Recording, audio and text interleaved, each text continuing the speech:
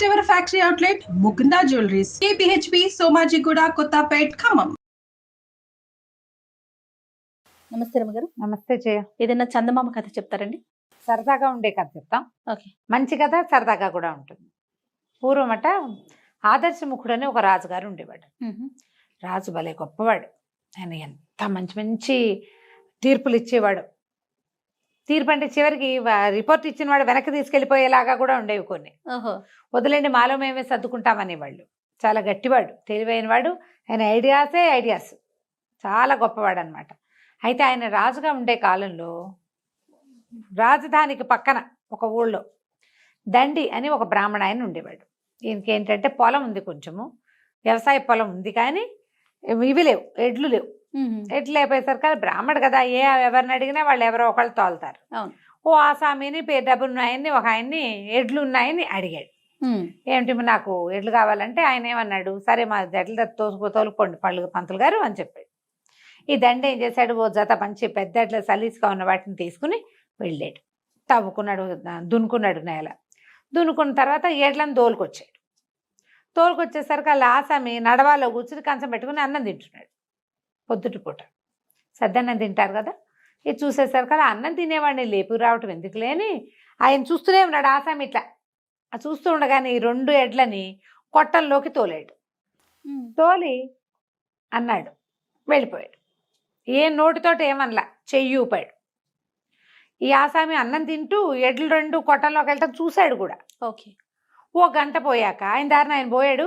ఒక గంట పోయాక ఈ అన్నం తింటున్న ఆసామి చేయి కడుక్కుని దొడ్లో ఏవో సవరించుకుని వీళ్ళతో కబుర్లు చెప్పి కొట్టంలోకి వచ్చి చూసేసరికి ఎడ్లు లేవు. ఇదేం చేశాడు, కథ చెప్పుకున్నాం కదా ముందు, తోలాడు, కట్టాడు కాదు, తోలాడు అంతే. ఆయన కట్టుకుంటాడు అని ఊరుకున్నాడు. అక్కడి నుంచి ఎడ్లు వెతికాడు, అటు ఇటు ఎక్కడ కనపడలేదు. కొట్టంలో ఉండాల్సిన ఎడ్లు లేవు. పోయి దండిని అడిగాడు, ఆ కొట్టంలో మరి మా ఎడ్లేవి అని. కొట్టంలోకి తోలుతిని కాదు అన్నాడు. ఏం తోలేవు, కొట్టంలో లేవు, మరి వచ్చి చూపించు అన్నాడు. వెళ్తే ఏముంది, కొట్టం ఖాళీ, అందులో ఎడ్లు లేవు. నేను తోలేను, నువ్వు చూసావు అంటాడు. నువ్వు నాకు చెప్పలేదు, నువ్వు తోలలేదు అంటాడు ఈయన. నువ్వు నాకు చెబితే వేరు, నా ఎడ్లను నాకు అప్పచెప్పాలి, నేను నీకు అప్పచెప్తుంది కాదు, నువ్వు కూడా నాకు అప్పచెప్పాలి కదా. ఇక ఇప్పుడు నా ఎడ్లు నాకు ఇస్తావా చస్తావా అని కూర్చున్నాడు. ఎడ్లకి ఒక జత ఉంటే దున్నుకోవడానికి గతి లేనివాడు కొనుక్కుని వచ్చి ఎక్కడి నుంచి ఇస్తాడు. అక్కడి నుంచి ఆసామి గారు ఒప్పుకోలే. పదా రాజుగారి దగ్గర నీ సంగతి తెలుస్తానన్నాడు. ఇద్దరు బయలుదేరారు. ఇలాంటి కథ ఇదివరకు విన్నాం మనం. అవును. ఇద్దరు బయలుదేరితే దారిలో పోతుంటే ఒక ఏరు దాటి వెళ్ళాలి అవతలకి. ఒక వడ్రంగా అయిన ఒక ఆయన మనకేవో చిన్న పనులు చేసుకోవటానికి చెక్కలు కొట్టుకు రావడానికి అడవికి పోతున్నాడు. ఆ పోతూ ఏం చేశాడు, ఆ ఏరు దాటాలి. ఏరు ఎక్కువగా ఉంది. గొడ్డలింట అని నోటితో ఖర్చు పట్టుకుంటారు కదా కర్రలు, అలా పట్టుకుని ఏరు దాటుతూ ఉంటే ఈయన ఏం చేశాడు, ఇదండి చప్పట్లు కొట్టి ఏంటి నీరు ఎక్కువగా ఉందా అని అడిగాడు.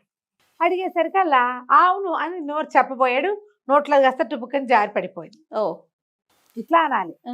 సమాధానం చెప్పబోయేసరికి అలా అంటున్నాడు. ఆలేదు ఊలేదు వెళ్ళైపోయింది. గొడ్డలి నీళ్ళలో ఏరు వడిగా ఉంది కదా, కొట్టుకుపోయేసరికి ఊరవురా బాపనాయన ఇంత పని చేసావు, నా గొడ్డలు నాకు తెచ్చి అన్నాడు. నేనేం చేశానయ్యా మధ్యలో అంటే నువ్వు మాట్లాడిచ్చావు కాబట్టి నేను మాట్లాడా కాబట్టి అది కొట్టుకుపోయింది.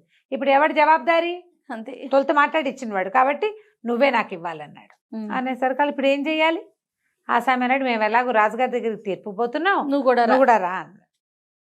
ఆ ఏరు దాటితే బోళ్ళంత గడ్డి గాదం బోళ్ళని కనపడుతున్నాయి. ఒక చెట్టు కింద ఒక అంత మేకల మందు ఉంది. ఆ మందంతా చెట్టు కిందే మేస్తుంది ఒక చోటే.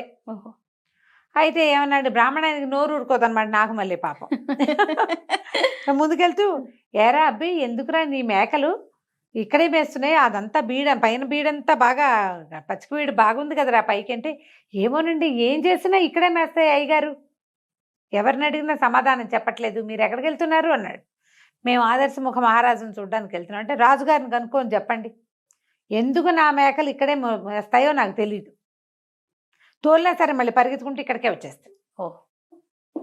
అక్కడంతా గడ్డి ఉంది బాగా, ఇక్కడ కొంచెమే ఉంది, అయినా సరే ఇక్కడే వేళ్లాడుతూ ఉంటాయి, అవి వెళ్ళవు. సరే బాగానే ఉంది. అక్కడి నుంచి ఇంకా కొంచెం ముందుకెళ్ళారు. వెళ్తే ఒక పెద్ద పాముల పుట్ట దగ్గర కొంచెం యువతలుగా నిలబడి ఇట్లా చూస్తున్నాడు దాంట్లోకేసి. వాళ్ళిద్దరు పక్కన ఒక ఆసామి ఒక వడ్రంగి ఇద్దరు ఉన్నారా, వాళ్ళు నోరు మూసుకుని ఉంచున్నారు, నడుస్తున్నారు. ఈ భట్టి గారికి దండికి తోచదనమాట. ఏమిట్రా అబ్బాయి పొట్లో చూస్తున్నావు అన్నాడు. అనేసరికల్లా ఈ పొట్లో ఓ పావుందండి, అప్పుడప్పుడు కాపాడుతుంది, కనపడుతూ ఉంటుంది. అయితే పొద్దున ఇందాక అది నేను ఇక్కడ చెట్టు కింద కూర్చుని పిల్లంగో బూదుకుంటుంటే ఇందులో నుంచి వచ్చిందండి, పొట్లో నుంచి జర జర జర జర పాకేసింది. ఒక గంట 2 గంటల తర్వాత వచ్చింది. అది ఇప్పుడు మళ్ళీ లోపలికి వెళ్ళబోయేటప్పుడు వెళ్ళటం లేదండి, అది వెళ్ళలేకపోయింది.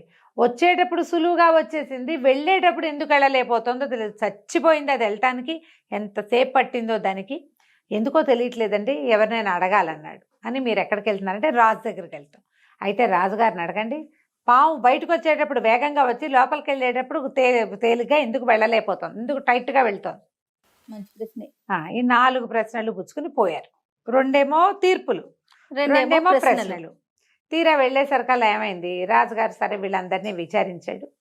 విచారిస్తే దండ ఏం చెప్పాడంటే, స్పష్టంగా ఎడ్లను నేను లోపల తోలానండి, నడవాలో కూర్చుని అన్నం తింటున్నాడు, అక్షరాలా చూశాడు. ఈయనేమంటాడు, నాకు చెప్పలేదండి అంటున్నాడు ఆసామి.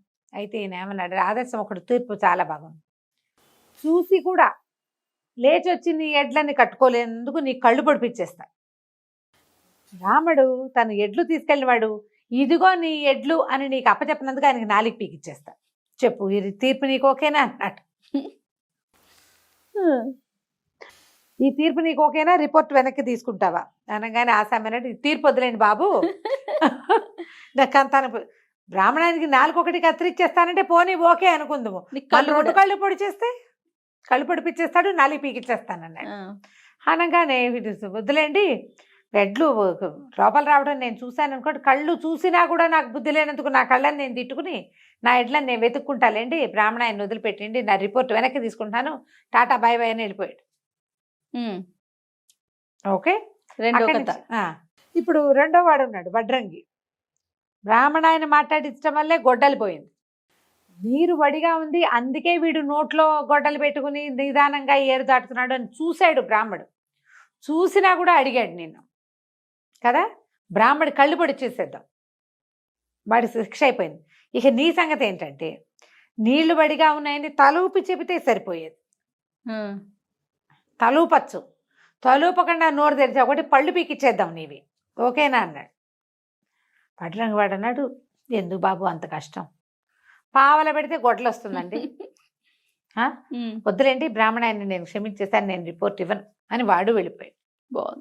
ఇప్పుడు ఈ దగ్గర దండి దగ్గర 2 ప్రశ్నలు ఉన్నాయి, మేకలు అండ్ పాములు. ఈ మేకలు ఎందుకోనంటే ఒక చెట్టు కిందే మేస్తాయండి, అదొక పెద్ద నేరేడు చెట్టు, ఆ నేరేడు చెట్టు కిందే మేస్తున్నాయి, అవతల ఇంకా గడ్డి ఉంది కానీ ఆ గడ్డి మీదకి వెళ్ళవటం ఎప్పుడు ఇక్కడే మేస్తాయంటే ఆయన అన్నాడు, ఓహో ఆ దారిలో ఉన్న నేరేడు చెట్లు కాదు, సరే ఆ నేరేడు చెట్టు మీద పెద్ద బ్రహ్మాండమైన కొండ తేనెటీగల తేనె పట్టుంది, ఆ చుక్కలు కిందకి రాలుతుంటే ఆ తీపికి అలవాటు పడి మేకలు ఇంకో చోటకి వెళ్ళటం లేదు, వచ్చే వారం ఎలాగో చెట్లు కొట్టించేస్తానులే, ఆ మేకలు చచ్చినట్టు ఇంకో చోటకి పోతాయి, తీపి కొత్త రుచి తగిలేసరికి వెళ్ళడం మానేస్తున్నాయి అన్నమాట మేకలు, వెళ్ళకుండా అక్కడున్న గడ్డే పిక్కు తింటూ ఉంటాయి.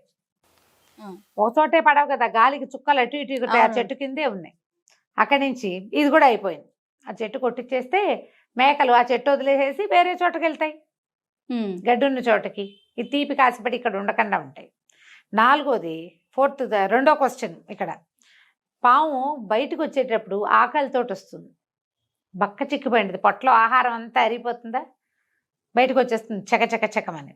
అది వచ్చేటప్పుడు ఏం చేస్తుంది, ఒక 4 కప్పలనో ఓ 2 అడవి కోళ్లనో దేన్నో మింగేసి వస్తుంది, తినొస్తుంది, అందుకని లావుగా అయిపోతుంది, లోపలికి వెళ్ళేటప్పుడు ఆ కంతలోకి అందుకని వెళ్ళలేకపోతుంది, అంతే బాబు బ్రెయిన్ పెడితే సరిపోయేది అని చెప్పాడు.